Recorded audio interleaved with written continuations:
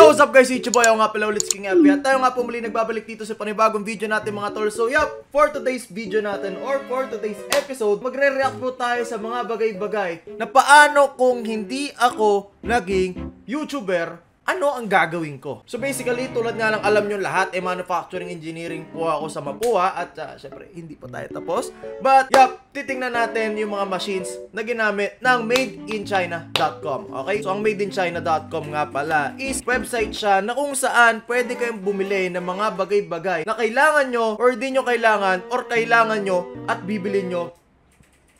Diba? So, para sabihin na natin na online shopping website siya. Okay? So, check nyo sila kasi meron silang spring sale na nangyayari ngayon. Okay? So, ano pang inaantay natin? Tingnan natin kung ano ba yung ginagamit nilang makina, ano ba yung ginagamit nilang pagpaprocess. At syempre, alamin natin kung matibay ba ang mga gamit nila. Okay? Tara na! Let's go! So yun nga guys, tayo nga po muli nagbabalik at nandito na po yung video na re-reactan natin. So first things first, titingnan natin yung factory nila or kung ano yung mga ginagawa nila dito. Okay? So titingnan natin kung okay ba yung pagpaprocess, kung ano-ano, kung ganito ganyan. Painaantay natin. So King FB 101 educational reaction videos at iba pa po ang tawag natin dito. Okay? Tara, let's go. Tingnan natin kung ano ang meron sa factory ng madeinchina.com. Actually ang linis ng factory nila. Tapos naalala ko pala guys, ito essential daw talaga. Kung may nakikita kayong green dyan tapos yellow na lines, talagang essential talaga sa mga factory. Hindi ko na alam kung ano yung ibig sabihin niya, pero basta importante daw yan, to the point na pinaglinis nga kami dati ng professor yan. Pero tara, balik tayo dito. Nice ang advanced na ng gamit nila guys. To goods to para sa akin. Yun salamin? Salamin ba yan? Okay. Para sa ano? Test tube ba to? Hindi, mga bote-bote yata to.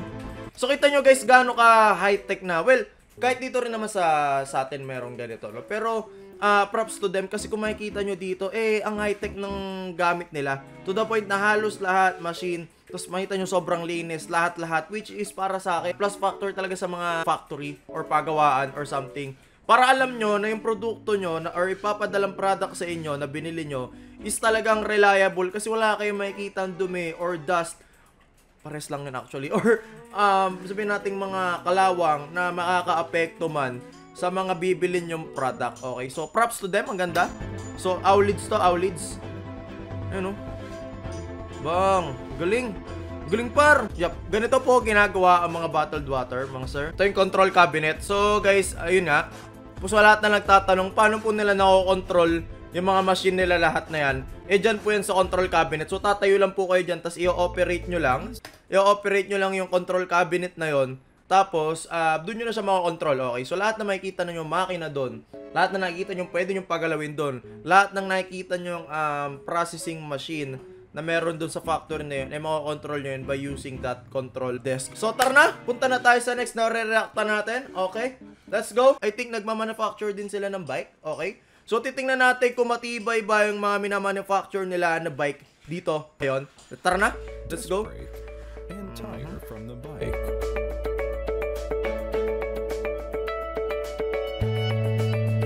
Then install on the rim of the 100G motor rim.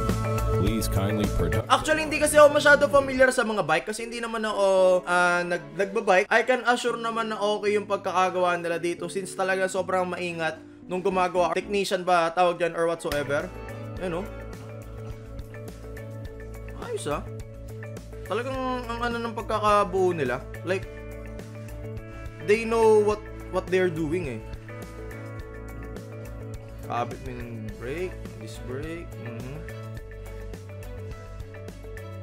Ayos din.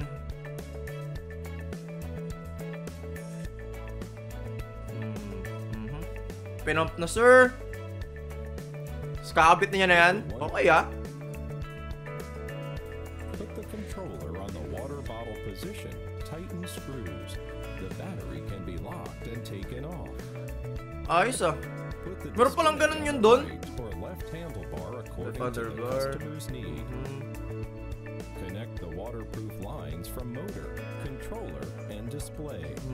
Fix the lines on the bike. Ang dami na palang bago sa mga bike, no? Nalulupitan na ako sa mga ginawa niya at syempre alam ko na matibay yung pagkakagawa niya dun sa bike itself. Kasi talagang isa-isa may namano-mano. Kasi marami nagsasabi kasi, kunwari sabihin na natin gawang factory talagang ginagawa ng machine nun. Yes, pero ito kasi pinapakita na tao talaga yung nag-assemble. So I think okay siya. Talagang matibay siya. So yun guys, tapos na natin panoorin yung dalawang videos natin. At dun sa last video na nakita natin is I think electric bike ata siya, no? But yun na, it doesn't matter. Ang pinapoint out ko lang dito is number 1 yung factory nila. Factory wise, napaka-solid ng factory nila to the point na makukuha talaga yung tiwala nyo dahil dun pa lang sa factory nila. And number 2, kita nyo naman yung nag-assemble nung bike. Aulids talaga. Sobrang solid. Kasi minamano-mano niya yung pagbuo. Masasabi ko na malinis yung factory at solid yung factory nila. Kasi may mga nakita akong factory na medyo hindi ganito yung itsura. Okay. That is it for today's video mga kaibigan. Maraming salamat each boy. Ako nga pala ulit King FB, aka your family-friendly content creator on the go. And guys nga pala no, please check out madeinchina.com because they are having their spring sales right now. So kung gusto nyo po mag-avail ng mga product nila na alam nating lahat na matibay, magpunta na lang po kayo sa website nila. Ililive ko na lang link dyan sa may description. So once again mga kaibigan, ako nga pala ulit King FB. Paalam, maraming salamat. Goodbye. Ting tang, wanna bing bang.